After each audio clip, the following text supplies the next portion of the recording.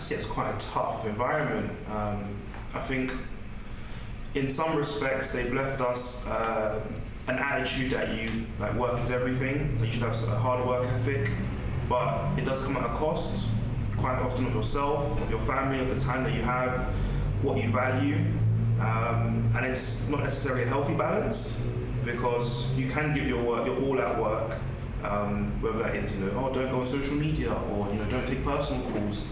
I can understand that, but when it comes to an expectation that your social life then revolves around work as well, where there is no such thing as free time, that becomes quite difficult to find a balance, just to be rested on a Monday when you come in, or even, knowing that your Saturdays are for you or your family or people you love. So that can be quite difficult if you go to a place and that's not a value that they respect, that you have yourself to yourself. And so that'd be quite difficult, because again, you don't know really if that's what you're going to be going into until you get there. There's things on Glassdoor, they will tell you that it might be bad work-life balance, but that might not necessarily be the case. And then again, same with social life again, because again, there might be after-work socials. So again, it's an expectation that you're at work all the time, your social life is your work life. That can be quite difficult if you go to a place that's a sort of culture that they... I think also that we, my parents' generation, you went into your vocation, you stayed with that your whole career.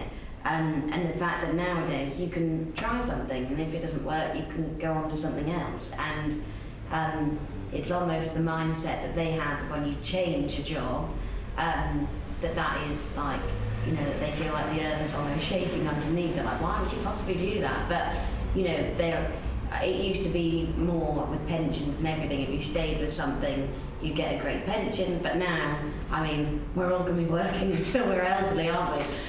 So, yeah, that's a different perspective as well.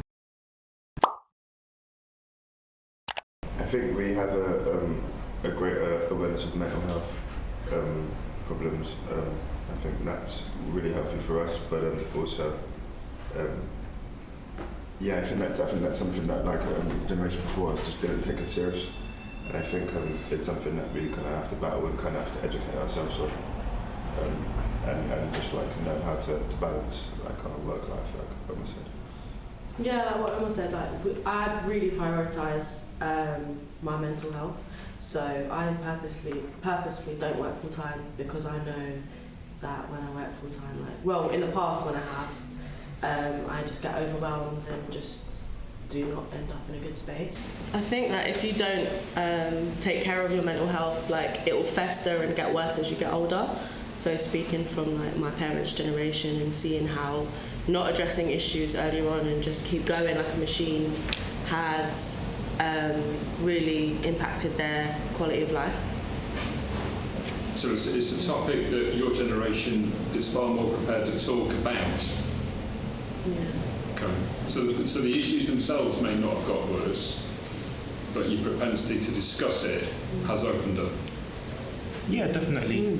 I would say when you come after a generation which valued education, there's almost an expectation that you learn more things. I think for us there's just been a happenstance of where we've learned more about ourselves, because again, when you look at who came before millennials, they were, everything's a brand, yourself is a brand, and then if you're learning about how to best look after your brand, there's been a splint off between how you influence people, your 48 laws of power sort of thing, and then there's another side that says, well, actually, this is the psychological effects of what you are doing with yourself. And I think it's been a happy accident, and this is what we now know, is that when you look at people and have an empathy for people and communities where you can look at health more holistically, it's what is there a lack of?